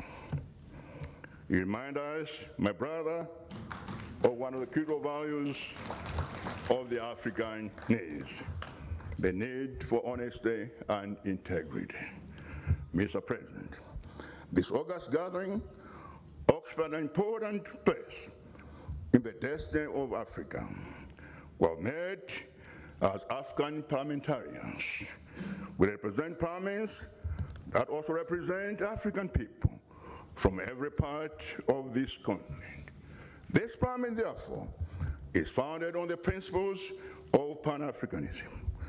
Since the early 1960s, be it in the diaspora or here at home in Africa, African people have always aspired to pursue a common goal. In those days, Black Americans and Africans here on the continent understood themselves as sons and daughters of one Africa, and also a common goal to pursue. It was on the same spirit of Pan-Africanism that organized African unity was founded. This is where the idea of African unity came from. We believe in standing together in a united front. We believe that united we are rock, divided we are sand. Our national boundaries should never be an excuse for division. I've used the word excuse because excuses are not reasons anyway. From the 1890 High Treaty to the 1964 resolution on border disputes by African states in Cairo, there has never been a reason for disrespecting the territorial integrity and sovereignty of African nations. Africa did not come to be here by mistake. It is then wise to remember that we'll coexist peacefully because our fathers who founded these countries we gather today of our unity in spite of our boundaries. In 1964, we also pledged that we'll respect the borders we found set by colonialism. In Resolution 1717, with the first honor session of the OU, all member states pledged, and I quote, to respect the borders existing in the achievement of national independence, end of quote. The most outstanding of those forefathers was Julius Nyerere, who sponsored the resolution and led in Tanzania to play an active role in respecting the territorial integrity that we inherited. Paradoxically, our unity lies in the borders that divide us. On 6 March 1997 in Accra, the founder president of Tanzania, Nyerere himself, said we must continue to respect the boundaries we found. And I quote, without unity, there is no future for Africa. End of quote. Ladies and gentlemen, I want to emphasize the need for us in this parliament to see ourselves as one people with one goal. It is impossible for this parliament to achieve anything if we cannot share a common goal. Let us be guided by the wisdom of our people, who in their proverb they say, let's quote, he who does not know where he is going will never know whether he has arrived, end of quote. However, let me quote again, he who does not know where he's coming from cannot know where he's going, end of quote. As Africans, we can best share a sense of a common destiny when we cultivate a shared critical consciousness of our history. I'm therefore delighted to note that this parliament considered African history as an important subject to be discussed. I'm looking forward to the time when the African Union can consider a common African history, and that every African child could learn, regardless where they are, where they come from. We need to share a common narrative that binds our solidarity. The point I'm drawing is simple. We speak without integration. We speak about integration at various levels across the continent and in our regional blocks. But there can never be meaningful integration in Africa without a shared critical consciousness of our people. We always talk about social, political, and economic conservation and integration. But the first point of integration needs to be the way we think and define ourselves. A child born in one nation must grow up realizing that he or she shares with a child born in another country. It will be easier for those children to work together, fight together, and conquer together one day. As we gather here, we would have many wars to fight and win on many social, political, and economic fronts. We need peace and security to prevail across Africa. In fact, in the complex world we live today, you don't need to go to war in order to be at war. Think about cybersecurity. Development technology have brought cybercrime by which any country can be under attack at any time. In addition, African countries have fast become crime routes and corridors of terrorism. In our quest for peace and security, we must also stop crime and terrorism being exported from one country to another through our countries. We must remember to stand together and remember, when you protect your neighbor, you protect yourself. We need a shared atmosphere of peace and security for African economic growth and prosperity. We have the war on poverty to fight. Not only do we need African economics to grow, but we also need the participation of the people in that economic growth. In our economic growth, it is to be meaningful, then we need the participation of women and the youth. Women constitute almost half of the African population. Women empowerment is a vehicle for economic growth. In fact, there is no vehicle that can move when half of its wheels are not moving. Therefore, we have no choice but to promote women empowerment.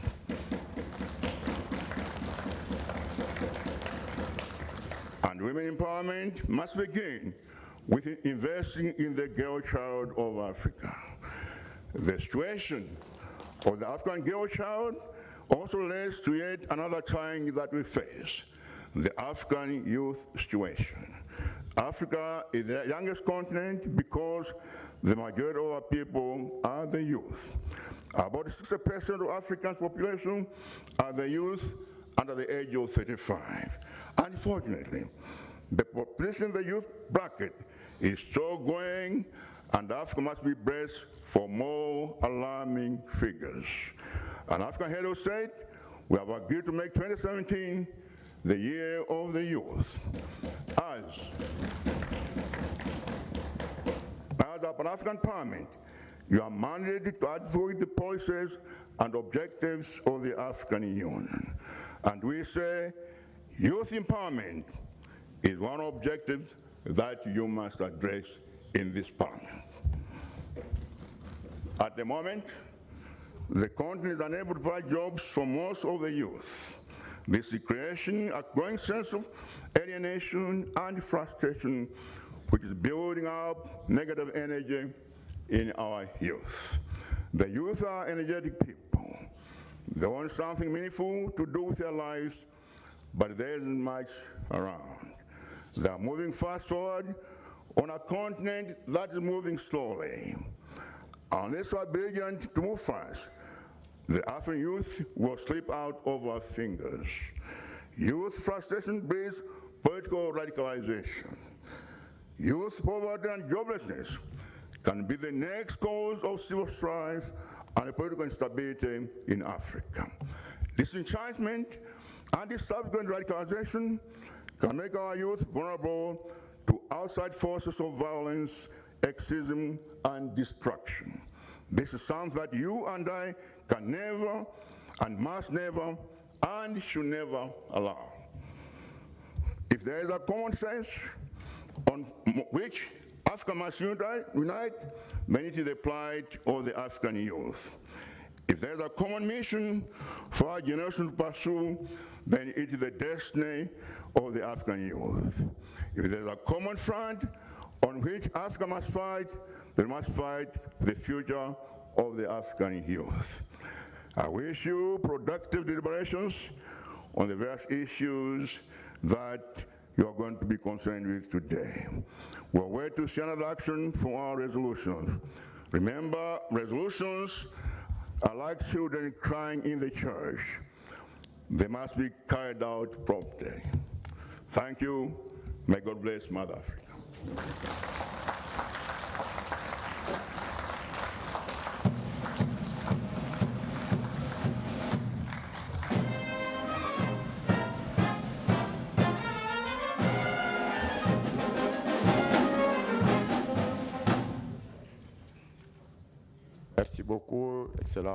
Thank you very much, Your Excellency, President of the Republic of Malawi.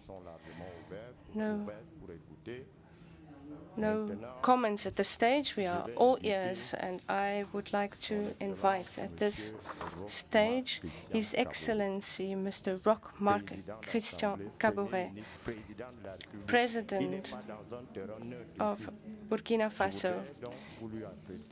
I would like to ask you to pay full attention to listen to his address. Your Excellency, President, I invite you to take the floor.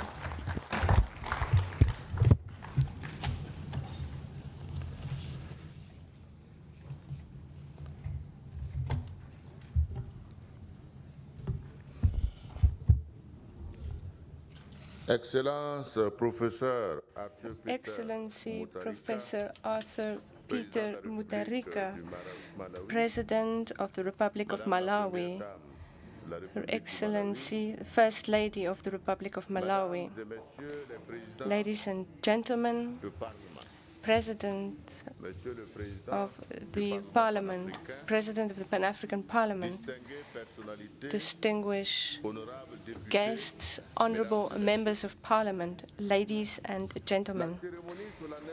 The solemn opening ceremony of the ordinary session of the Pan-African Parliament avails me with a pleasant opportunity to pay a special tribute to the honorable members of this prestigious institution, which makes us so proud.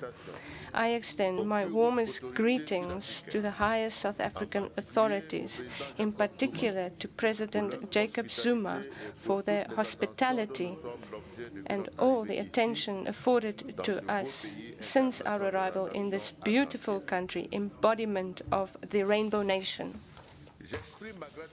I also extend my appreciation to the President of the Pan-African Parliament and the members of Parliament for having kindly invited me to take the floor as a guest of honor at this session. Since its inception on 2 March 2001, the Pan-African Parliament has continued to face a myriad of challenges, which are so many reasons justifying its role to promote good governance, the rule of law, democracy, prosperity, and unity on the African continent. Undoubtedly, its transformation, or may I say its evolution towards a legislative organ elected through direct universal suffrage remains a major challenge to take up.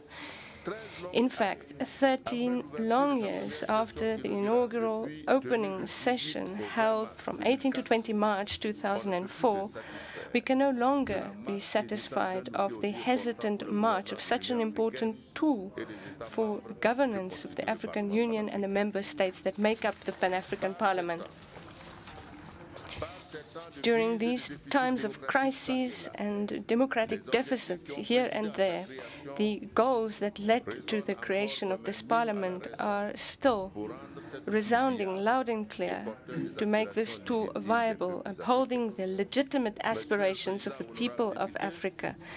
President, honorable members of parliament, these noble, relevant and topical goals speak for themselves. They fully justify the efforts of the eminent people who have fought and continue to fight so that the Pan-African Parliament becomes a true institution and proudly play its part in the building of the African Union and the achievement of the objectives of its founders. It is clear that the transition of the Parliament towards a sovereign legislative organ elected through direct universal suffrage, exercising its full functions, has become very urgent. 13 years after holding of its inaugural session, the hesitant march of the Pan-African Parliament towards its autonomy is posing a problem of credibility. That is why it is necessary to call for the ratification of the additional protocol adopted by the heads of state met in Malabo on 27 June 2014. To date, in fact, less than 15 countries have ratified it. That shows the scale of the work that remains to be done. But we dare to hope, as I have no doubt that, like Burkina Faso, many other countries will follow the example and ratify the protocol. President, distinguished invited guests, members of parliament, ladies and gentlemen, following the words of the President of the Pan-African Parliament, let me commit to serve as an ambassador among my counterparts to accompany your efforts to our continental legislative institution. The people of Africa expect from your institution to be fully engaged in the entrenchment of good governance, democracy, peace and security in Africa through a tireless fight against terrorism, cross-border crime, organized crime, and religious fundamentalism. Unity and prosperity of Africa come at this cost. President, honorable members of parliament, your decision to dedicate the work of this session to the theme entitled Harnessing the Youth Dividend by Investing in the Youth is a wise choice, because this challenge is also the theme of the African Union for the year 2017. In fact, the demographic dividend must be seen as a driver of growth for our countries by decreasing simultaneously birth rate and child mortality rate, leading to changes in the age distribution of the population. The implementation of such a vision should enable our states to free the necessary funds for the sufficient and sustainable financing of areas such as education, focusing on vocational training and education of girls, job creation, health, and the prevention of child marriages, and so forth. I have no doubt that the outcomes of your deliberations will enable to enrich this reflection underway. President, honorable members of parliament, distinguished guests, I am convinced that Africa will be what the Africans want it to be. It behooves opinion leaders and the African elite to make that their daily struggle. In closing, let me reiterate my gratitude to the President, the Bureau, and the members of Parliament for the kind invitation and hospitality extended to me. I wish you an excellent session while reassuring you of my readiness to work to enable the Pan-African Parliament to shine ever brighter. I thank you. I invite you to stand and applaud the two heads of state.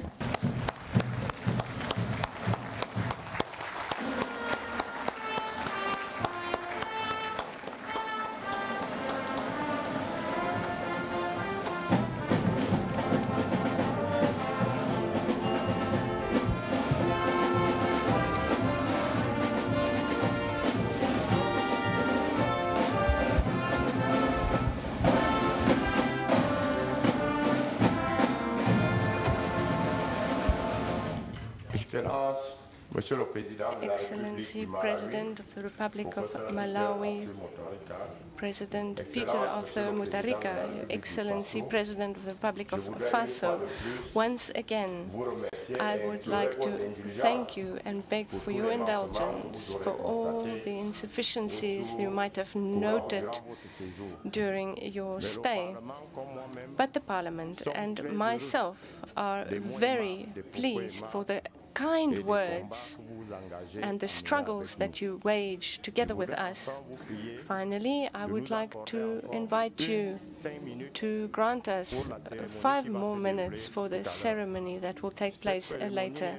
This ceremony is but a sign of recognition from us, which yesterday just a member of the Parliament has become the First Lady of Malawi. When she left the Pan-African Parliament, she committed to implement the ideals of Pan-Africanism by committing in social work in her country, Malawi. And the Almighty knows that this is a daunting task. She has never left the Parliament. Maybe she was absent for the reasons that I've just met, but she is still with us, and she's still actively working so that the Pan-African Parliament, as His Excellency said, His Excellency Rockmark Christian Cabore said, so that the Pan-African Parliament becomes a fully legislative parliament to enable the people of Africa to speak with a loud voice. So with respect, I would like to call upon the First Lady to come to the rostrum to receive her award as Ambassador of Goodwill, a title awarded in 2015. Your Excellency, First Lady, please come forward.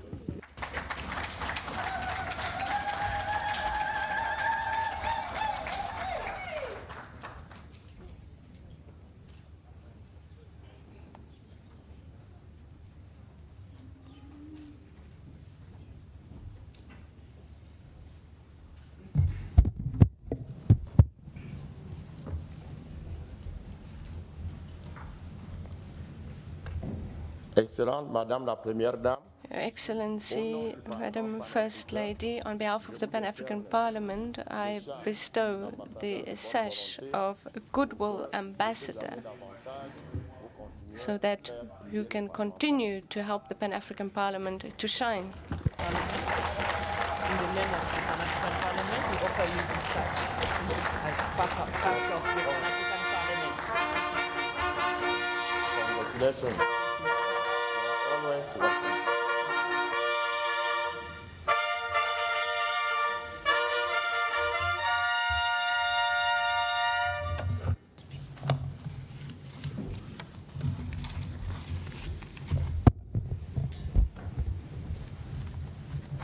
Thank you very much. Your Excellency, Professor Arthur Peter Mutharika, President of the Republic of Malawi, His Excellency, Rochmark Christian Kabore, President of the Republic of Burkina Faso, Your Excellency, Honorable Roger Mkodo, President of Pan-African Parliament, and all members of Pan-African Parliament present here, all ambassadors present here, distinguished invited guests, ladies and gentlemen, Mr. President, today feels like homecoming. I cannot hold my excitement and joy at this moment as I rejoin an institution that I regard so highly and hold in high esteem. Mr. President, this is where I belong. This day brings back memories of my days as a member of parliament. It rekindles the hope for my deep-seated desire to contribute towards parliamentary democracy on our beautiful continent, Africa. Mr. President, it is my singular pleasure and honor to accept this privilege to serve in this august house as its goodwill ambassador. Let me also say that the honor bestowed upon me today is the honor for all women in Africa.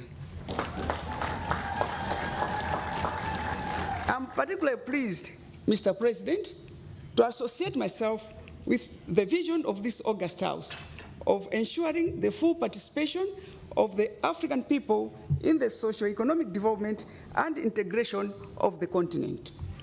I'm fully aware that the path to realizing this vision and dream is not going to be easy. We will have to work extra hard together to make tangible progress on this noble journey. We must close ranks in our fight to promote human rights, democracy, good governance, and accountability on the continent. It is pleasing to note, Mr. President, that the AU Commission continues to stand ready to support our efforts in this process. Mr. President, we diligently also need to ensure and promote peace, security, and stability in Africa, because these are preconditions to any form of prosperity that we can realize as Africans.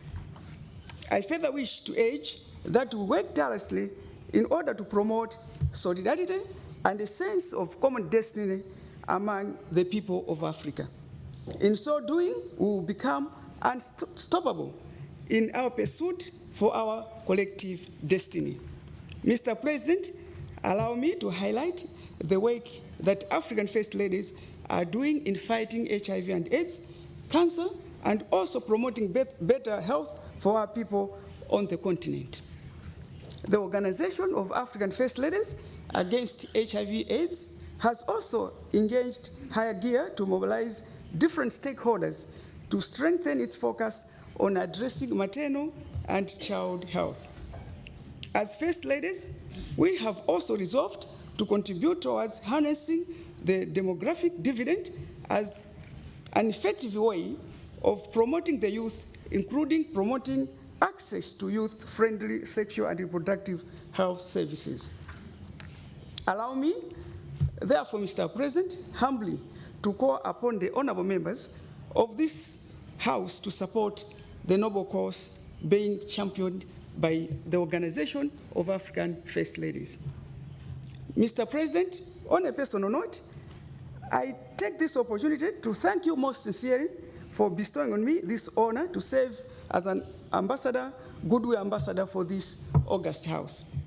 I'm very honored to continue serving the people of Africa through the Pan-African Parliament. Mr. President, in Malawi, I'm championing a number of initiatives which require the support from Pan-African Parliament.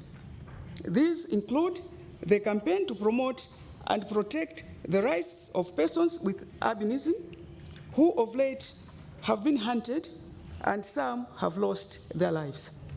I'm also championing tourism initiatives where we are putting women at the center of the tourism industry in Malawi.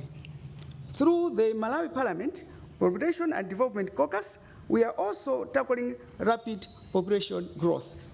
We have also embarked on an environment and sanitation campaign under the Beautify Malawi Trust, or BEAM in short. Through BEAM, we are also championing girl-child education. We believe that educating girls will create economically empowered women who will in turn bear less children and be able to take care of the environment. Mr. President, I intend to come up with a plan of activities and programs in my capacity as Goodwill Ambassador of the Pan-African Parliament, in line with the mandate and activities of PAP. Some of the activities will include advocacy for ratification of the PAP protocol, promotion of girl child education and reduction of literacy rates among women in Africa, and environmental management, just to mention a few. In closing, Mr. President, I pledge to work hard and champion our collective developmental destiny through this position. I really feel humbled, Mr. President, but also challenged to undertake this responsibility in our service for our mother, Africa. Long live Africa, long live Pan-African Parliament. Thank you.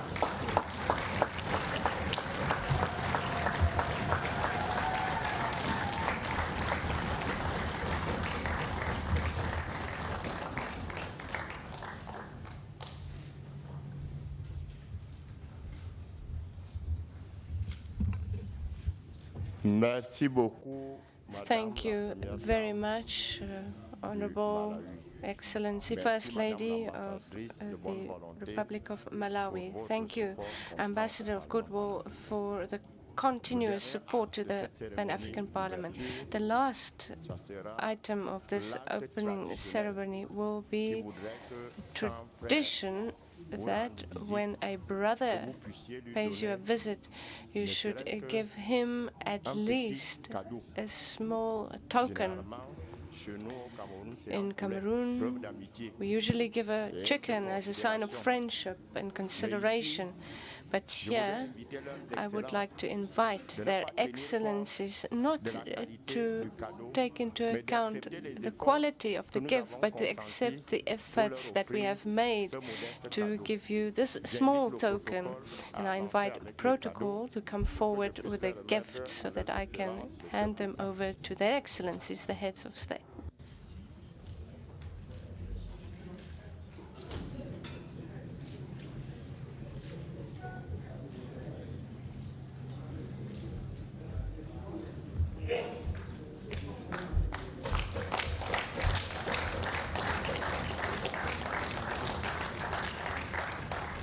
Professeur Victor Chareka, président du Malawi.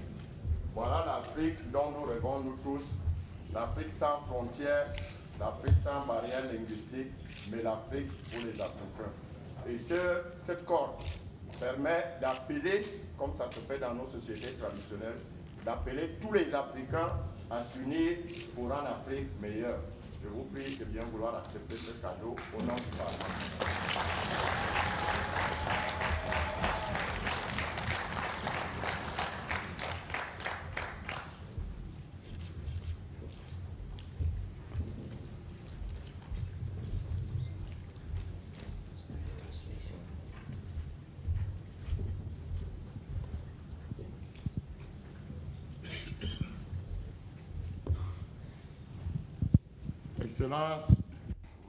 Excellency Marc Christian Kabore, Africa before the Berlin Conference. That is the hope that you embody here. We want an Africa that's united, an Africa where the sons and daughters of Africa can move freely and attend to their tasks. An Africa where the problems of one country is the problem of another country, without division, without language barriers. We give you this map of Africa so that you can take it wherever you go.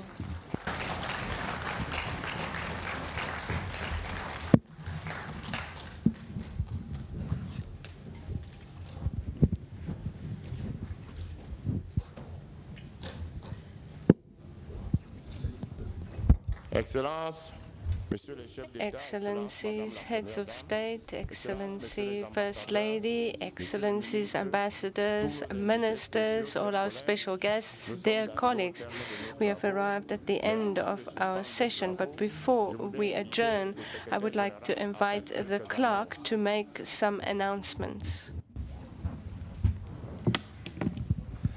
Your Excellencies, honorable members, distinguished guests, ladies and gentlemen, I have three very brief announcements.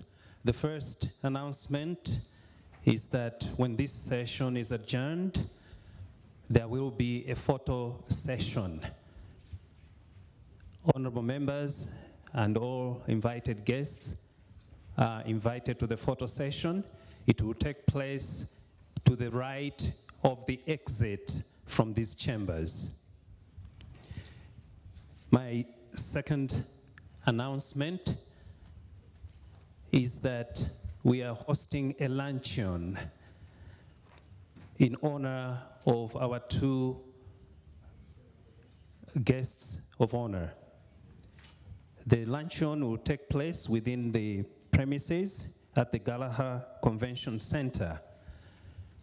And all honorable members, all the guests, all the staff of the Pan-African Parliament, all the technical support that we have graced this occasion are invited to the luncheon. In other words, everyone present here is invited to the luncheon when the session adjourns, after the photo session.